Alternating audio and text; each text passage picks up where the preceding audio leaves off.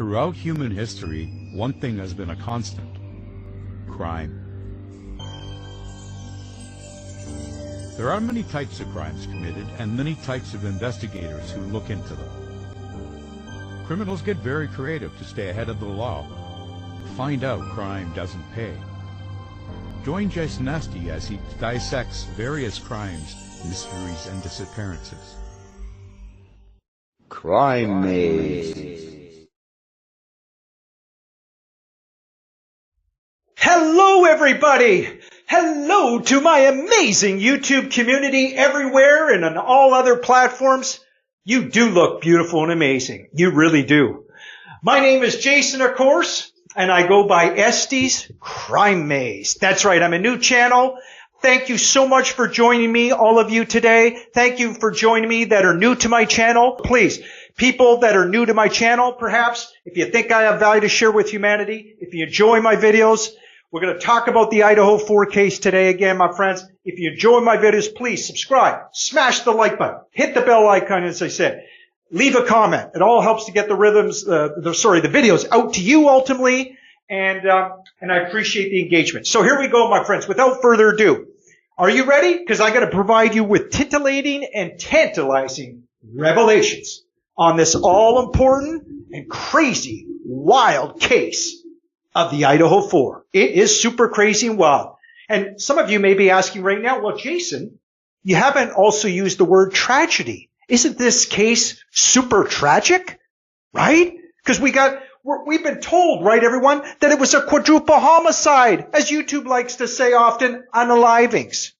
We're supposed to believe that on November 13, 2022, 4 young, beautiful university students, that being Kaylee Gonzalez, as I always describe, intelligent, beautiful, vivacious, right? We're supposed to believe she was unalived, stabbed, yes, to death, unalived.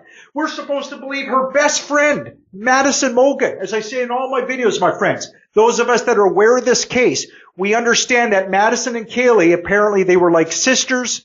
I think they were together, since grade 6, since little girls. Amazing true story, everyone. Very touching.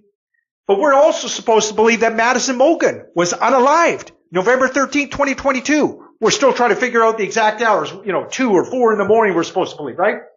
And we're supposed to believe, as part of this quadruple unaliving homicide, that Xander Canuto was one of the victims. The beautiful, vivacious, also intelligent Xander Canuto and her boyfriend, a 6'3", 6'4", strapping young man, Ethan Chapman. We're supposed to believe that he was unalived through, again, a stabbing. And yet I bought, like so many of you out there, everyone, so many of us, right? I bought into this for over a year of the spoon-fed lies. I thought, well, they're telling us, the victims, they had this funeral. I guess we're supposed to believe that it all happened. But my friends, when you dig in, you realize that no, these are all my opinions, everybody, but when you connect the dots, the facts back it up, that I truly believe. Now, this was an extraction operation by the feds. We're going to get into it. I'm going to show you, my friends, this was undoubtedly a staged crime scene. Anybody with their own eyes can tell now, right? And using reason, logic, common sense. And the reason, logic, common sense shows, my friends, likely these students were extracted by the feds. They're alive. And the rest is just noise, my friends. Absolute noise and distraction. All to distract you, everyone. It's a massive cover-up. I know it sounds far-fetched at first when I say this, everyone, but I'm going to show you, everyone, and we can all connect the dots, I believe. And I want to give credit, first of all, to Birdie. Birdie's got a really big TikTok platform. Apparently, he's got many more followers than I do. I have, 2,500 or something on TikTok. And he also is on YouTube now.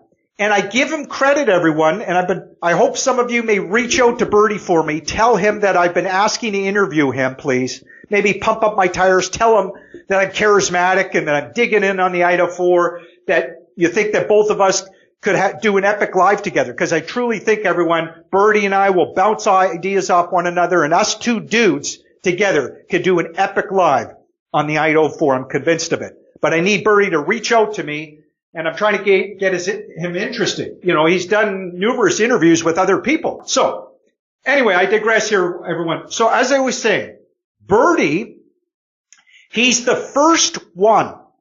And this really, I think he started this about a month ago or so. He's the first one, I believe, to really connect a lot of the dots and putting out the actual theory, starting with the WITSEC program, which we'll get into that in a moment, my friends. But the point is, he puts out the theory that this was an extraction operation theory, right? You had a confidential informant, most likely. Their cover was blown. And the feds rescued these 4 students.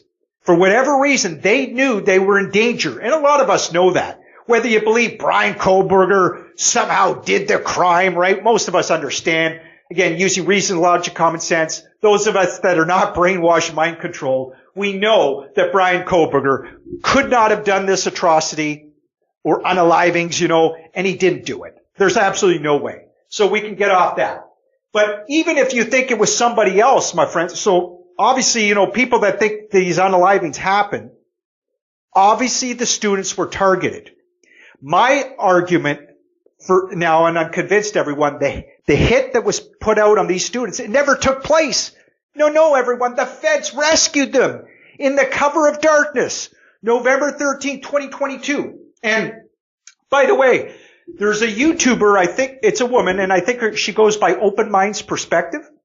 She shows you, everyone, or tells you that the house definitely went dark at about 3:30 in the morning or so. So that's probably speculation. I assume this is when the extraction operation happened, everyone. And what are one of the reasons, many reasons why I feel that this extraction operation has so much validity to it, my friend,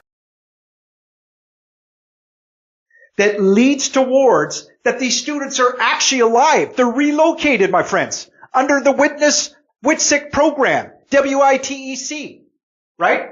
We're going to connect those dots. Now, you probably wonder, what is the WITSEC program, Jason? Well, the WITSEC program, one of the acronyms stands for Witness Federal Protection Program, okay? In the United States, my friends. Yes, it's to protect confidential informants, right, everyone? Valuable assets, okay? So, if their cover has been blown, and some YouTubers have talked about this, and we need more people, I think, to discuss the real truth on this, my friends, because this is what happened in the Idaho case, largely, I believe, my friends.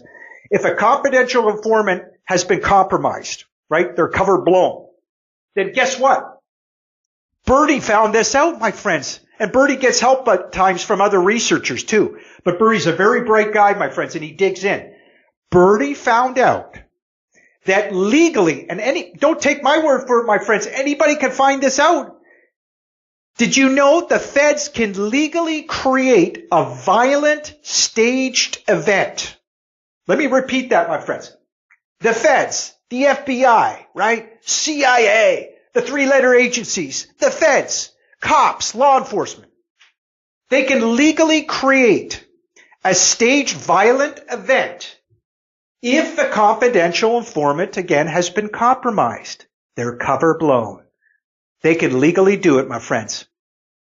Think about the Idahofour, baby. Yes. This is not tragedy like we've been led to believe, my friends. I truly believe that. Again, these are my opinions, all of this, but the facts back it up, I believe, when you connect the dots, my friends. The students were rescued that night. And what's one of the many reasons that's convinced me? Well, when you look, and again, I give Birdie credit, everyone. He connected a lot of these dots. But I don't think Birdie said this part. Just look at the video evidence, my friends. That night, right? We all know there were cops all over the place. And there were most likely undercover cops. You could sort of tell. And why wouldn't there be feds all over the place, my friends? There were major drug investigations going on, right? This is what's so fascinating as well, important about the Idahofour case, I believe, everyone.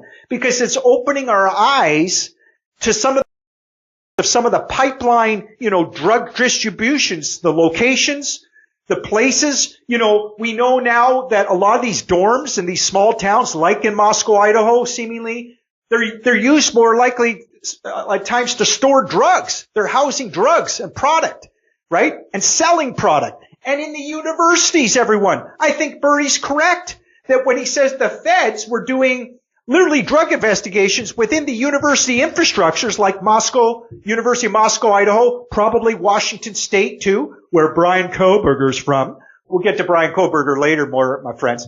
But so the feds are, they're trying to flip informants in the universities, and it's all to go after largely big cartel members. They're trying to get to the big fish ultimately, right, everyone? And also gangbangers that are distributing product at times and arms, for example, right? So you had at least 2 to 3 parallel drug investigations going on before and after and during the Idaho-4, my friends. Yes. So is the Idaho-4 connected to drugs? Almost undoubtedly, everyone, right? And here's what I always say in my videos. Almost always. And other YouTubers have said in so many words. We know that at least three female victims, if you believe they're victims, if you believe they're unalived, right? We know that 3 of the females had direct ties to, were involved in, or went to prison for dealing hardcore drugs. And why is that important? Because we know that is the highest risk factor for victims. If you believe they're victims, everyone, or if you just believe like I do, I believe they were targeted. I don't think the hit took place. And we'll discuss more of why I say that.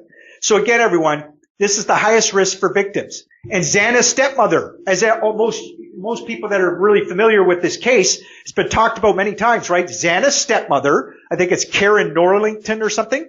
Her and her husband, they were major drug dealers, right, everyone? And they were probably therefore connected at times, dealing with like members of the Aryan family, the Aryan Knights.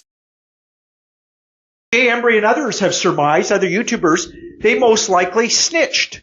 They probably snitched with the feds they snitched on the elements of the Aryan family. And why is this important? Well, obviously because we know that, that expression, snitches, you get stitches, right? The Aryan family, the Aryan Knights basically tell you as much. Cartel members tell you, right? Their motto, my friends, a lot of the cartel members and the Aryan family, the Aryan Knights, they tell you that if you snitch, if we catch you, again, they will brutalize or unalive you. I don't want to sound too morbid. Or if they don't get to you, they will go after the family members, my friends. Is this what happened in the Idaho-4? Well, I think, again, the students were targeted. For whatever reason, those 4 were the targets. But news, my friends, I'll keep repeating it. It didn't happen. They're actually alive. Yes. The feds extracted them under the cover of darkness, my friends. They rescued them. This is the great news. And the rest is all noise, my friends. The biggest lie, again, I gotta give constructive criticism to Jay Embry, my friends, and all these other YouTubers. We're in 2025 now. I'm almost giving myself credit here, but I actually finally, with Birdie's help, I figured this out, everyone. It's through a different lens, as Birdie says, everyone. Don't get caught up in this emotional psyop anymore, my friends, because first of all, there's no concrete evidence to even suggest or strongly prove that the victims or that the students were killed, my friends, unalive. There's no concrete evidence. I almost have to laugh because there's so many shills and government agents on social media at times, and also just naive people, and they'll say on my feeds on Facebook in particular, they'll say, well, Jason, the coroner came out publicly and said that it happened, so it must have happened, Jason. You're out to lunch, basically, is what they tell me. So what?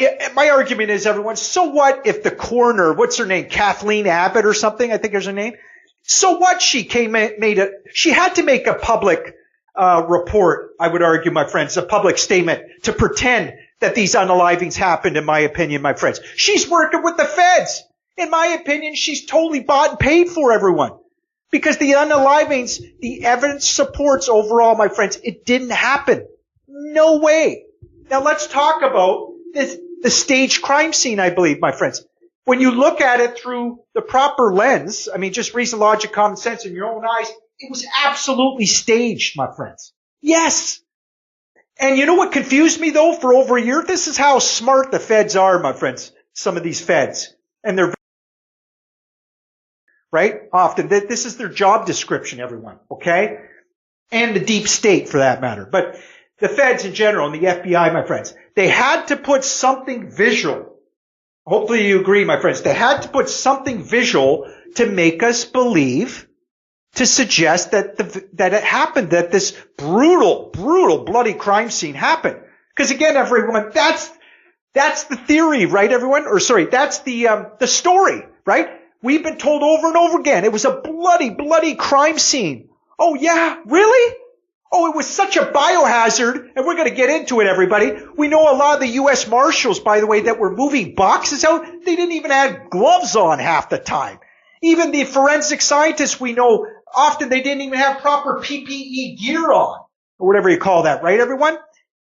Again, my friends, huge red flags, and we'll get into that more later in this video. Excuse me. So, what they had to put something, though, in front of our eyes to confuse us, everyone, and it had me confused for over a year. What was that? You know what I'm about to say, don't you, everyone? That know about the Idaho crime? What did we see at the house? We saw, afterwards, the next morning or the next day, red on the foundation of the house. Of course, we're supposed to believe that's blood from the victims. It was such a bloody crime scene. It's all horse pucky. Think about how easy it is, my friends. If the extraction operation happened, which I believe it did, it's very easy for a police officer or a team or a forensic, one of their forensic members, forensic scientists, whatever. It's easy for them to put pig's blood painted or, whatever. But it wasn't from an happening, I don't believe, my friends. It was staged.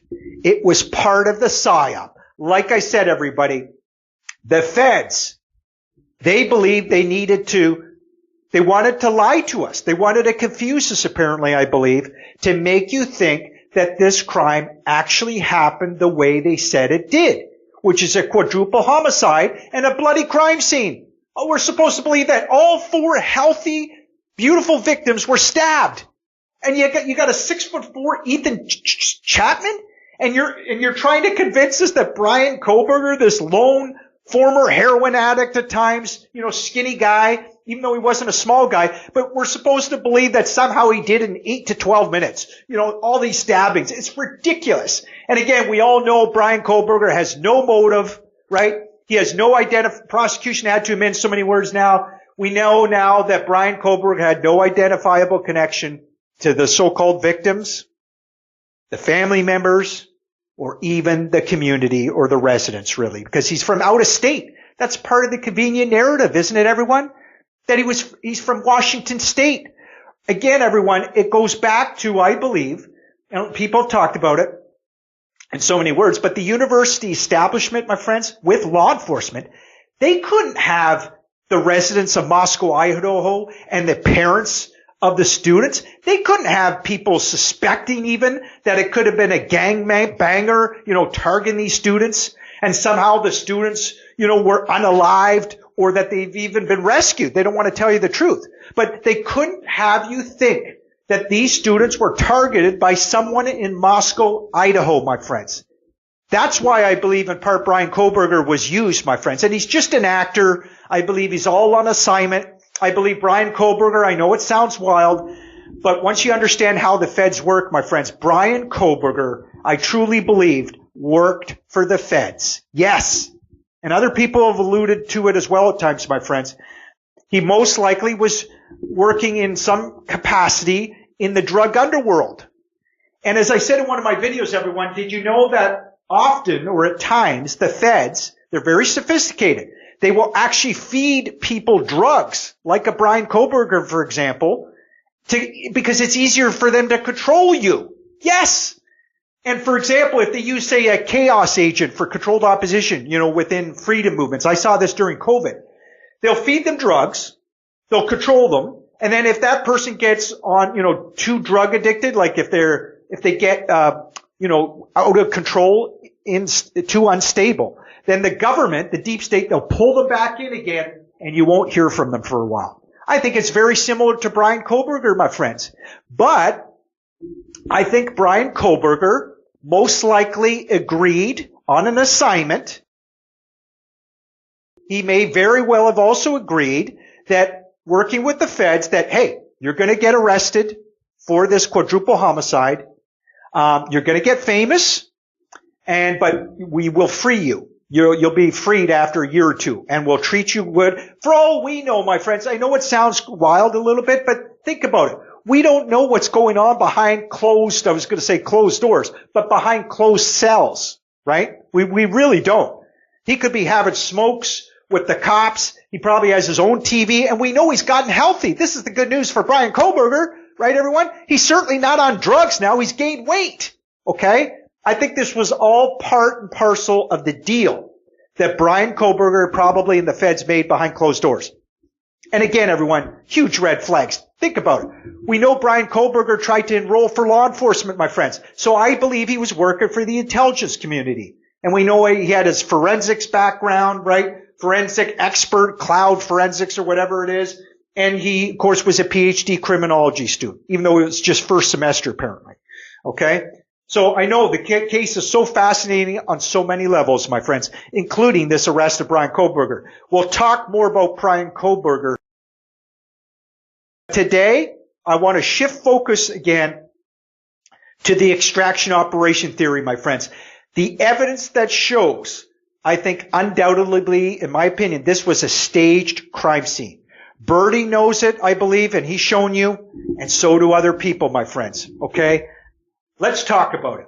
Because I love how Birdie found this out, my friends. I don't know if he got help with this at first, but he shows you, and I'll show you the clip right now, my friends. I'll try to show you. Guess what? Birdie found out they were moving boxes out, of course. We know this. But it had North American Relocation Services on the box. The company. I've done a breakdown. This is kind of on the WITSEC angle. Now, we've all talked about how weird it is. When do you ever see local law enforcement moving homicide victims' stuff out of their house? And I think there's a liability to it. I think there's legal reasons. And also, it's just weird. It doesn't happen. If you've ever actually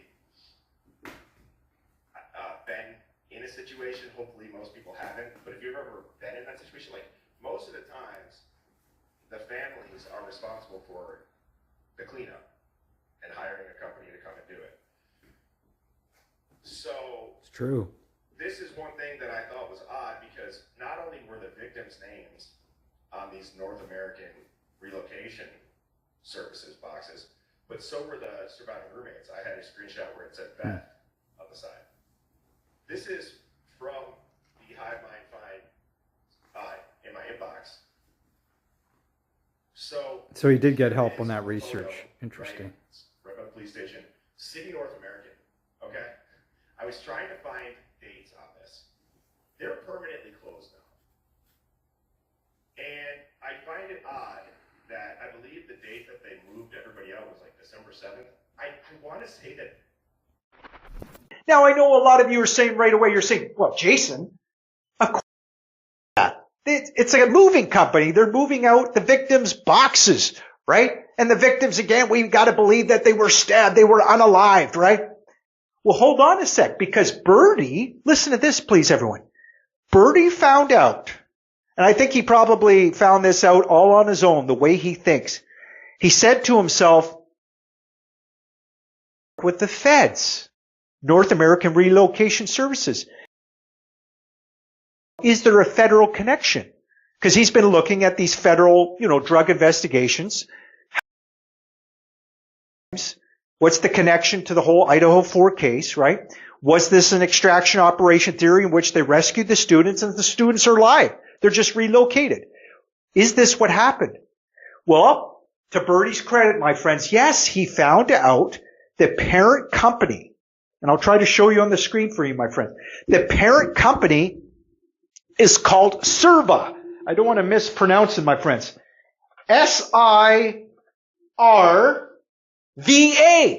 Yes, my friends. Why is this important? Because Serva, the parent company, they have what are called a Schedule 48 in which they work at times with extractions, you can say. In other words, they specify they work with valuable assets. And they say like government officials at times, my friends, to protect them, etc. Yes! This, I think, clearly points towards an extraction operation, my friends. At least a very plausible theory here, right? Because why would you have a North American relocation services moving out boxes and they just happen to be connected with the feds? And then to top it off, everyone, Bertie found out that the U.S. Marshals reside in the same area, I believe, of the company.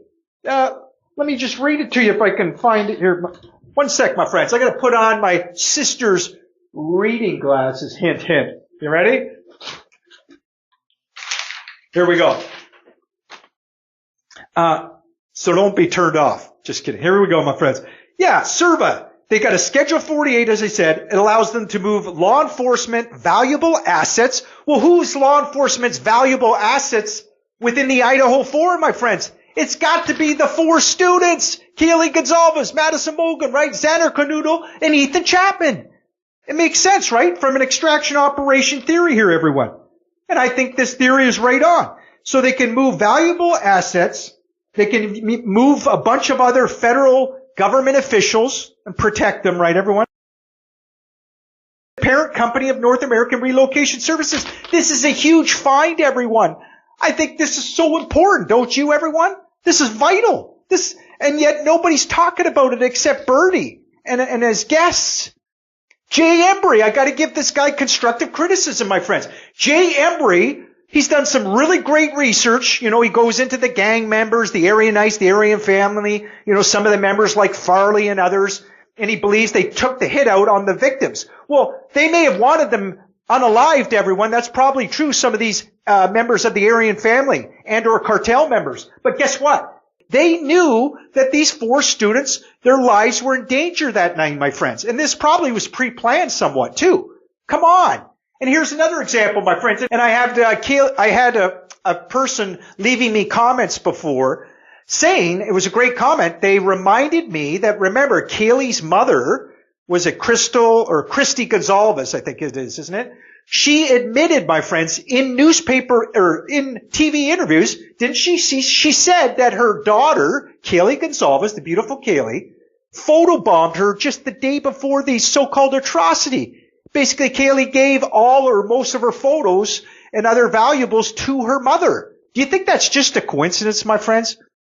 Or do you think it's more likely or just as likely that Kaylee knew, she knew that they were going to be extracted by the feds very soon? She may not have known it was going to happen that night, my friends, on November 13th, the whole night. She may not have known up until the last moment, but she knew. I think so, my friends. I think that's more than a coincidence, but it could be just a coincidence. So I just wanted to point that out there, my friends, real quick. Now, back to the boxes, everyone. I almost meant to say to end about the boxes here, everyone, moving the stuff out, right? Guess what else? What Bertie found out, everyone, and if I can get the right screenshot, I'll show you, but Bertie shows you on his channel. On the boxes, it also says Bethany, Beth on it for Bethany. No, I agree. And look at this then. Also, I think this is right before you hopped up. Look at how weird is it that Bethany's name's on that? Beth. Well, right. Yeah, they moved out too. They didn't have anywhere to live. But it's not just the victims. That's what I mean. I could see moving the victims' stuff out. Right. Everyone? Right. Well, they probably didn't want them to go back in the house, but the same boxes as all the victims? They're going to put it in storage. One of the surviving roommates, right, everyone? Because we all know about the idahofour case, and people that are new to this case, welcome, everyone. Everybody knows or should know that you had 2 surviving roommates, right? Yes, Bethany Funk and Dylan Mortison. And here's the crazy narrative that we're all supposed to be buying into all this time, right, everyone? Almost 3 years later, we're supposed to still believe that, yes, Dylan Mortison, Bethany Funk, they were untouched. They just happened to survive. And the 911 call, by the way, was delayed for 8 hours. But don't worry about that. No, don't worry. The 911 call was delayed. You know, I mean, it's so ridiculous. I always knew, and most people were using reason, logic, common sense. They were asking the question, it didn't pass the smell test, right? Why would they delay the 911 call for 8 hours? This isn't right. right? Now it came in the hearings, for over a year we were fed that all the students or the victims were asleep. Now we're being told that they weren't asleep. Then we were told about the surviving roommates, though, that they were in a shock phase. Now we're finding out in the hearings that no, they were on Instagram. They were on all these different social media sites, which is probably true. The feds probably they can't cover up everything, everyone. Obviously we get some truth on what happened that night, but the point is, Dylan Mortison and Bethany Funk, Dylan claims that she saw an actual assailant, a ninja, right? Jay Embry and many others have talked about it. He's got a mask on and she sees just his bushy eyebrows. It's so crazy, my friends. No. The only people that Dylan Mortison would have seen that night, my friends, and this is very significant, I believe she saw the feds. Yes, the feds going in for the extraction operation to get those students out, my friends, the 4. And they left, obviously, Dylan Mortison and Bethany Funk knowing that they weren't the targets. And why was the 911 call delayed, my friends? I think it's reason, logic, common sense. And the only thing that makes sense why the 911 call was delayed as long as it was, not to mention it sounded contrived. We could talk about that later in this video or future videos, my friends. But the reason why of the delay of the 911 call that's everybody's been wondering is because the feds went in there, my friends. They told Dylan and Bethany in no uncertain terms, do not call 911 for 8 hours. They were debriefed in some way, either that night or before, my friends. Before it happened, they were debriefed and they were told, do not call 911 for 8 hours. We got to get them out of here, extracted. Isn't that reason, logic, common sense to infer, my friends? And if you disagree, that's okay too. Leave me a comment. Explain why you disagree with that, my friends. That's the only thing I can come up with. But other people have surmised, they put out this crazy speculation. Well, I guess the killer's knife must have broke. This K-bar knife that was supposed to use, right? Again, this part of this convenient narrative, I believe, everyone. In my opinion, there was no K-bar knife used. There was no tragedy. There was no atrocity. Not in the way the feds say, my friends. These students are alive. And they're probably going to live beautiful lifestyles. And we'll talk about that in a moment. But I just want to say, so one of the speculations, the killer must have broke their knife.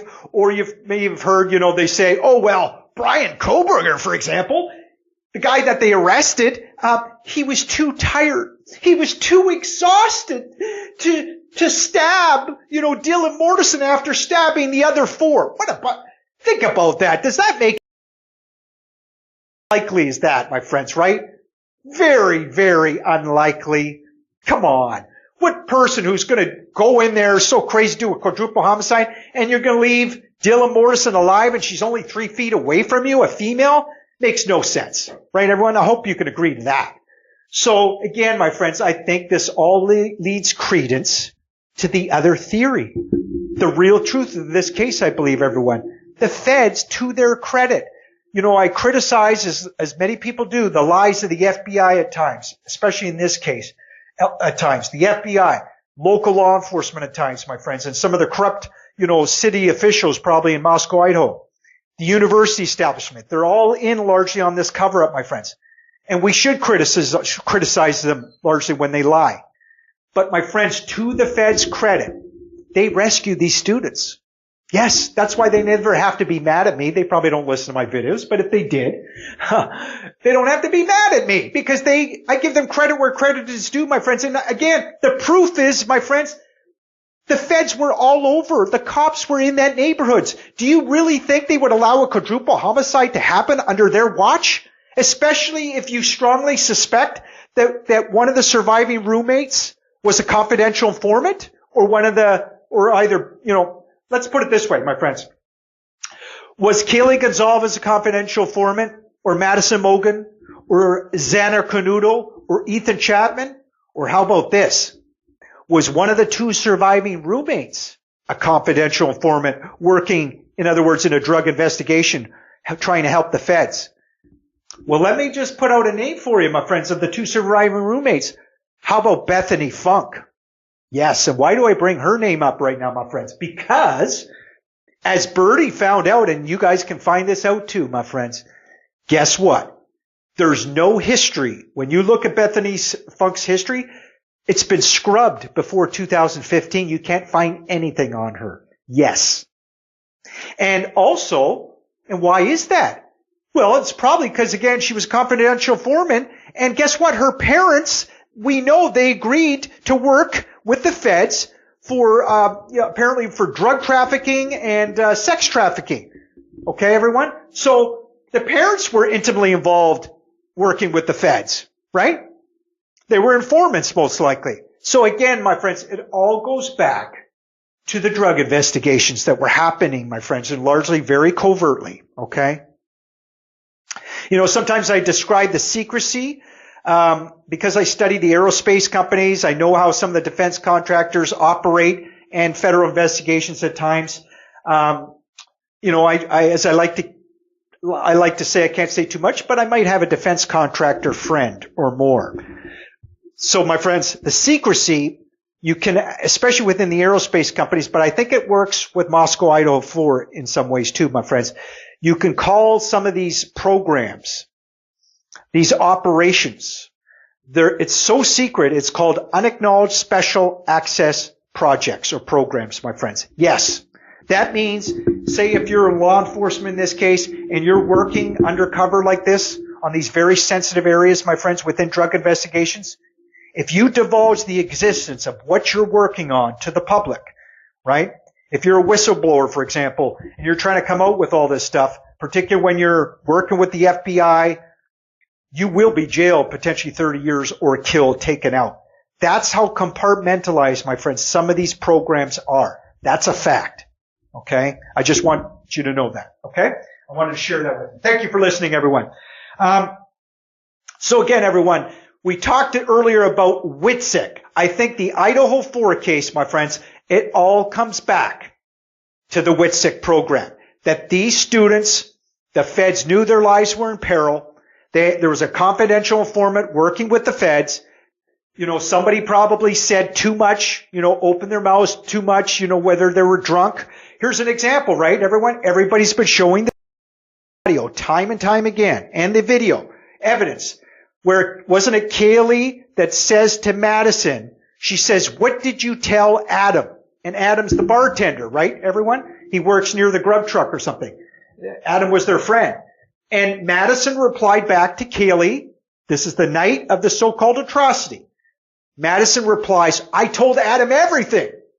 And remember, my friends, you even had Jack Hoodie Guy, one of the Jacks, and everybody's been wondering, why was Jack protecting Kaylee Gonzalez and Madison Mogan? Why was he acting as a bodyguard that night? Well, I don't have the answers for that exactly, everyone, except that Jack was probably told by the feds or by Kaylee's boyfriend himself that, again, these students are being targeted, protect Kaylee and Madison. Go out with them that night.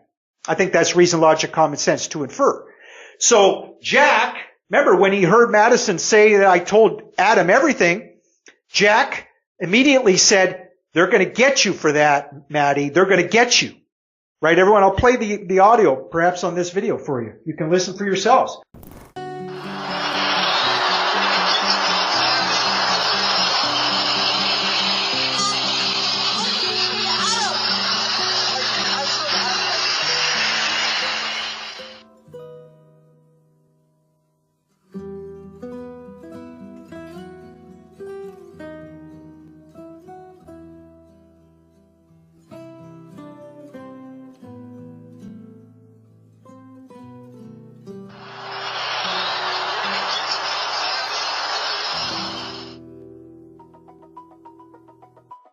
Gonzalez's sister, Olivia, said that her sister's phone records show that she called a man named Jack Ducour several times on the night she was murdered.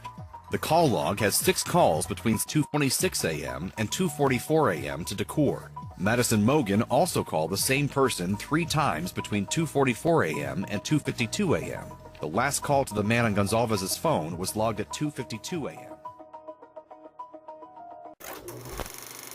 You see, everyone? So was that, as soon as that information was said, my friends, whenever Maddie told Adam everything, I bet you the feds already knew that, my friends. They knew that lips were flopping with the girls, probably saying a little bit too much. This is all very sensitive, I believe, to the drug investigations, my friends. And again, the feds are trying to get some of these evildoers, my friends, the cartel members, some of them, the evil gangbangers that are dealing drugs and trafficking, doing whatever they're doing. And they knew these students' lives were in danger that night, my friends. But I truly believe the evidence shows that this was a staged crime scene. Let's go back and end this video, my friends, on the staged crime scene, okay? Because again, I showed you the boxes earlier in the video, hopefully, my friends, where you saw the boxes. And I told you, North American Relocation Services, Birdie found out the company is Serva, the parent company that works with the feds. They got a Section 48, I said earlier, my friends. It allows them to move valuable assets and government officials. So who were the valuable assets, my friends, with the idahofour case and moving the boxes out? Obviously, it's the 4 students. And I believe, again, they extracted them. They're relocating them, my friends, and most of their, what do you call it? The things that they own, their possessions. Sorry, everyone, I'm so wound up. So let me end on this, my friends. More about the staged crime scene, I believe, that shows it was staged. Because when they're moving their boxes out, as Birdie sort of alluded to it, everyone, half the time, the U.S. Marshals, they weren't even wearing gloves. And they had, when they were actually moving the boxes, you also had, he said, how often do you see local I think he was saying, how often do you see local PD, police moving possessions of the so-called victims? This is very unusual, right, everyone? And usually you have the parents, that have, say, in this case, they have their own students, their own offspring that has been unfortunately unalived. They would move out. Wouldn't they move out their son or daughter's possessions, my friends? Wouldn't the parents be responsible for hiring a cleaning service to do all this? The likely answer is yes, often, right, everyone? But no, you didn't have that happen in this case. Again, huge red flags, my friends. But just as importantly, everyone, you had a surviving roommate on the box, Bethany, right, everyone? And again, here's the thing too, my friends. We're supposed to believe if it was such a bloody crime scene, though, why would U.S. Marshals be in there? Why would these people, they were moving the boxes out, why would they have no gloves on and be tracking in dirt and all these germs? Because it's supposed to be this huge biohazard, everyone. Even though you had forensic teams going in there doing some cleanup, but think about it, everybody. This wouldn't be happening. You would have everybody in hazmat suits. You shouldn't you, everyone? If it was such a bloody crime scene, I'm sure any nurse would say that, basically, that are being honest, right, everyone? But that didn't happen, my friends. It's because it's a staged crime scene, I believe, everyone. I can't believe I didn't put all this together earlier myself, but it's so obvious, everyone. I truly believe that, right? And again, unfortunately, and this coroner, my friends, when people respond, well, the coroner made a public statement that the unalivings or the deaths happened. Well, so what? I predict, guess what, everyone? We'll see if my prediction's correct. But I bet you, or predict, that the coroner will not even testify when it comes to trial. If it makes it to trial in August. Yeah, the coroner won't even be there. But you know who was? Even in the Jeffrey Dahmer trial, we saw a coroner testify, didn't we, everyone? And here's my point, everyone, again, about the staged crime scene. And that this whole thing has been a big lie, largely in a cover-up. As I said in my previous videos, everyone, some people have talked about it. There has been no leaked, raw crime scene footage yet in the idahofour case, my friends. Let me repeat that, my friends. In this high-profile case, there's been no leaked raw crime scene footage or autopsy photos. Again, without sounding too morbid, if you believe the atrocities happened, everyone, why hasn't there been? Because in almost any high-profile case in the last decade or two, everyone, you're going to get leaked raw crime scene footage, my friends, and or autopsy photos. That's just how it works, everyone. And why? Because corporate media, mainstream media, as we know, lamestream media, but they have the money, they have the resources, they have the persuasion often to get leaked crime scene footage and or autopsy photos. But none of that happened in this case, my friends. And the rabbit hole goes on and on. Just look at it, my friends. There was no open casket ceremony, as I've said in previous videos. Check out my previous videos if you want, my friends. No open casket ceremony. Why is that important? Because again, my friends, in any extraction operation where you're rescuing people, right, and you're trying to stage a violent event, you're not going to have an open casket ceremony. That's just a fact. You will not have a public open casket ceremony. And we know that at least 3 of the victims, they were cremated. Kaylee Gonzalez, Madison Mogan, Xander Canoodle, and it was only Ethan Chapman, because the feds, again, my friends, they're very sophisticated at times, but they claim that Ethan Chapman, yes, they had a funeral, but it was a private funeral service, my friends.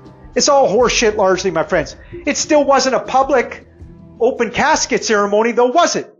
No, because I believe they're alive, everybody. If you believe they're alive, it makes sense. There wouldn't be an open casket ceremony, because you can't exhume the bodies, for example, and it'd be too hard, you know, for law enforcement, the FBI, you would think it'd be too hard for them to cover that up.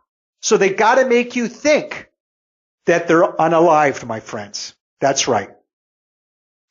And I think there's 2 reasons why it all happened, my friends. They felt like they had to put this emotional, charged, quadruple unaliving in front of your face. Why did they do it? Because they knew, A, the students were targeted, but they knew that there was crime investigations that they were doing. They knew that there was at least one confidential informant living at 1122 King Road that night, probably Bethany Funk. I even suspect that Kaylee Gonzalez could have been a confidential informant. We'll talk about her more in future videos, and her father, everyone, Steve G., okay, who I don't trust. And I'll talk more about him in future videos, but as other people have, my friends. But so again, my friends, you had federal covert drug investigations going on. Huge drug investigations going on, right? And we saw the remnants of it, my friends. We saw the massive drug bust, again, before idahofour atrocity, but especially afterwards. They had the biggest drug bust, I believe, in 23, 25 years in Washington State, my friends. So obviously this cover-up of this unaliving, it worked for the feds, my friends. Because again, they needed to shield their drug investigations. They did not want their massive drug investigations to be derailed, my friends. Because I said earlier in the video, remember everyone, we all should know that the feds, the goal, they'll go after the low cartel members at first and drug runners, but the goal is to get the more powerful and the more, the guys who are really distribution cells. That's their goal, my friends. And again, when you look at it, a lot of these high drug members and cartels and groups, my friends, they're very well insulated, right? They're very well protected. And the point being, my friends, this operation didn't happen overnight, my friends. I don't believe the the extraction operation, the fake unalivings. This wasn't just a one-night thing, my friends. Largely, this was pre-planned. The drug operations, they started back in 2020. That's what Bertie thinks. He thinks it was like a 5-year window. I agree with you, Bertie. I think they figured out a lot of these drug pipelines. They figured out a lot of the players in the drug runnings in Moscow, Idaho, Washington State, Montana, etc. They figured it out, and with the drugs, of course, coming from Mexico often. But they figured out a lot of the players and the pipelines starting in 2020 roughly, and it took them about 5 years to arrest the big drug people and setting all this up. So from 2020 to 2025. And we've seen it play out, my friends. We've seen it play out, right? So again, my friends, I really think if we should provide truth and transparency as much as we can.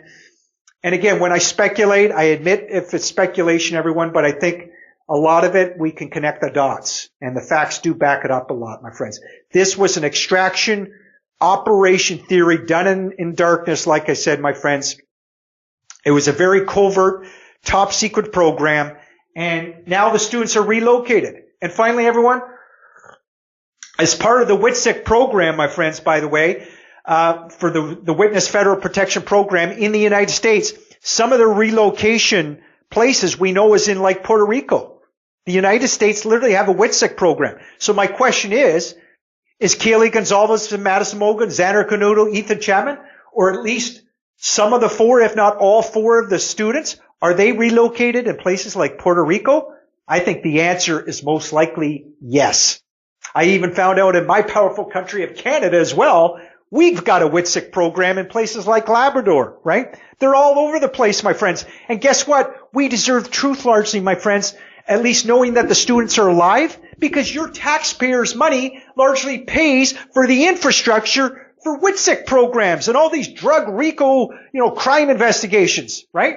And not always, but a lot of times we know the feds are making a lot of money, from these RICO drug investigations, my friends. They're getting paid, unfortunately. But this is how it happens, my friends. So are the students in Puerto Rico or Labrador or wherever? I think they're living eventually, they'll be living a beautiful beach lifestyle as part of the WITSEC program, my friends, the Witness Federal Protection Program. They will live low-profile lives. You don't take my word for it, my friends. You can find this out on your own. But the goal is that they will live low-profile, protected lives once they're settled, right, and protected, and they'll live independent lives. But you or I, of course, the rest of the world largely, we will not see a digital transaction, right? We're not going to see them.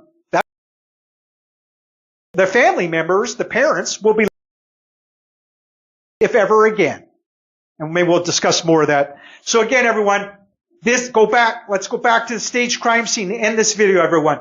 This was a staged crime scene. It wasn't treated largely as a biohazard. Again, I showed you the boxes, hopefully, on this video, everyone. Bertie showed it to you first. North American Relocation Services was the company moving out these boxes. It says it on it. The parent company is Serva. Serva has a Section 48, I think I read it off earlier, where they can remove government officials, my friends, and other valuable assets. Well, obviously, that I think reason, logic, common sense to infer from that, my friends, some of the 4 students, if not all 4, they were valuable assets to the federal government, my friends. And obviously, the federal government knew that their lives were in danger. They had to be extracted. The cops at the band field, for example. So the cops are just they're not going to know that these students were targeted? Particularly a confidential informant working with the feds? Come on. Of course they did, everyone. Not that it's easy for the feds to do this, but they're trained, my friends, right? They're trained to go in and, say, darkness to do an extraction operation, events such as this. They're trained to, at times, staging, again, a violent event like this, a violent scenario, my friends, to protect a confidential informant that's been compromised. That's exactly what happened in the idahofour case. I truly believe that, my friends. Okay? And the only thing that will change my mind is if some of you out there, or if corporate media with the FBI, if you guys can show that these students were actually unalive, some real concrete evidence, then obviously I would change my mind if you can show it, but I haven't seen it, my friends. Have you? Where's the concrete evidence that these students were even unalive, other than just the spoon-fed lies, largely, that we've been fed? And a coroner's public report, and of course, the red on the foundation house. But as I said earlier in the video, my friends, that's all part of the PSYOP.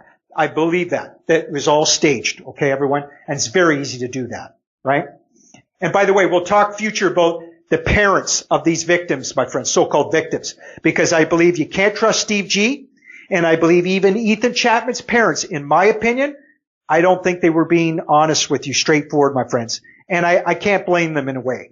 They cannot tell you that their loved ones are still alive, but they're in protective custody right now, my friends, in a WITSEC program. So the parents are not telling you the truth, my friends. It's up to us, therefore, the public, to figure this shit out. Don't buy into the massive lie, my friends. There was no tragedy at 1122 King Road that night. And again, my friends, it goes back to just look why do you think there were 2 roommates alive, as I said earlier, my friends? Because they weren't the targets. The feds had to get out. They had to rescue Kaylee Gonzalez, Madison Mogan, Ethan Chapman, Xander Canuto, these beautiful students, my friends. So you don't have to feel demoralized and sad, my friends. Look at this hideous lie by the FBI law enforcement, my friends. Look at the hideous lie by some of these corporate journalists that should know better. Look at the hideous lies from even the defense attorney, Ann Taylor, my friends. As good as she is as a defense attorney, and her what's her name? The girlfriend that's helping her. Friends, I believe they're lying to you as well, my friends. They want to keep their job. They just go along with the script. Don't buy into it, my friends. When they tell you there's alternative perps, which should be interesting, but there is no alternative perps, my friends. There is no alternative perps, I believe, that actually went into that house to do any alivings. It never took place, my friends. It never took place. That's my point in this video. Because the students, again, my friends, were rescued by the feds. Yes. Extraction operation, baby. Okay? So Ann Taylor, don't buy into it, my friends. It's all noise, largely. She's going along with it. But the trial will be fascinating. Again, my prediction, the coroner who claims that it happened, she won't even probably testify, my friends. But we'll see. Maybe she will. That'll be interesting to see how they're going to cover that one up. You know, if the four are alive, how are they going to fake autopsy photos? I guess anything's possible in this day and age, though. You never know. But my friends, I think hopefully most of you agree out there that there's a lot of evidence that I went over that shows or supports the theory that these students are most likely alive, my friends. And people like Steve G., Kaylee Gonzalez's father, my friends, he's done most of the interviews, right? He's the one that's been put out, I believe, by the FBI. He signed a non-disclosure, my friends, to release certain information. Birdie sort of alluded to this as well in so many words. I think he's part of he's just another Fed, my friends. He's probably an actual Fed. Remember, he has this huge IT background. That's perfect for working with the feds, my friends. Again, he's probably signed a non-disclosure so that he's legally able to put out a certain amount of information, just enough information. Notice it doesn't blow the whole cover up, my friends. He makes some mistakes at times, releasing a little bit too much information probably, but he's there, my friends. And again, he's part of this emotional valve. Even though he doesn't cry in any of his interviews, he doesn't break down big time, my friends, which a lot of people think is very strange. But that's, if you're a Fed, my friends, they're trained to do this, right? They're trained how to keep their emotions in check, my friends. Yes. And yet he puts out an emotional narrative that, oh yeah, my daughter was stabbed and what do you call it? He keeps saying it doesn't match. The wounds don't match, right? So he's trying to elude, like the FBI at times, the feds, that, well, we're supposed to believe that Kaylee Gonzalez, it looks like, corporate media tells that she probably got most of the stab wounds. It's ridiculous. It never happened to everyone. Steve G he's trying to pull the wool over your eyes, my friends. Okay? I truly believe that, in my opinion. You can't trust Steve G, my friends, in this case. Largely what he's saying about his daughter, especially when it comes to this atrocity, so-called atrocity. Because it never happened, my friends. And again, we'll do future videos more on Steve G. Again, he's asking for all this money. People are very angry, even though most people believe that his daughter was stabbed and she's no longer with us. They're very angry. They have righteous anger, saying, why is Steve G asking for money and receiving all this money, over $100,000, I think it was, and on the back of his daughter's death? Are you kidding me? Right, everyone? And Steve G, I don't know if people suspect he may be involved in a crypto scam for all we know, pure speculation. He wears the hex, crypto hat or whatever it is. But the bottom line is, everyone, about Steve G real quick, the guy's made enormous amounts of money in his career, man. And is he a Fed? I don't know, but I think he probably is in some capacity, my friends. And again, he's made enormous amounts of money. It looks like he's got 2 houses. He's got cars. He's raised family, raised kids, had that opportunity. He's got a beautiful wife. You really need over $100,000 more money, and you're putting out the narrative that your daughter's no longer with you? What a bunch of horseshit. And as one YouTuber said, my friends, and she's got a great channel, I think it's Open Minds Perspective, check her out. She said, I bet you that money is going towards Steve G's lifestyle, the students. And I think she's right. She said that in so many words. That money's largely going for his daughter, and maybe for the other students as well. And they're alive somewhere. And they're protected. And that's good news, largely, though, that they're protected, my friends. But I don't think Steve G should be lying to you, if I'm correct, my friends. He shouldn't be lying to you, of course, to receive money, right? When the daughter's really alive somewhere. And he's trying to put out to the public that this atrocity happened, my friends. Where's the concrete evidence, Steve G, except your own mouth? Where's the evidence? There's no open casket ceremony. You choose to cremate your daughter. Although some people do that, but I don't buy it, my friends. I think, again, they are alive. And that's the good news.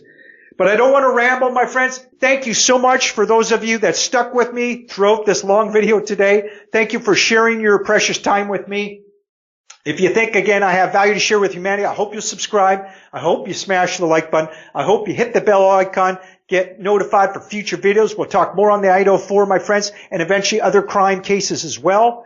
I appreciate your time and efforts, my friends. And thank you for being Idaho 4 crime junkies. Thank you for caring about your human rights, your fundamental freedoms. Let's protect our precious children. Let's help give them a bright future. And we'll talk more, my friends, on the importance more of this Idaho 4 case in terms of DNA. You know, because we know the FBI illegally went on social media sites, didn't they, to collect the DNA. We know that magically somehow the FBI, the DNA doubled its snip size when they got it from Othram Labs. It shows you the DNA was manipulated, my friends, right? And again, they used the IgG, the genetic genealogy, which is amazing technology, but largely they didn't even show their work, my friends.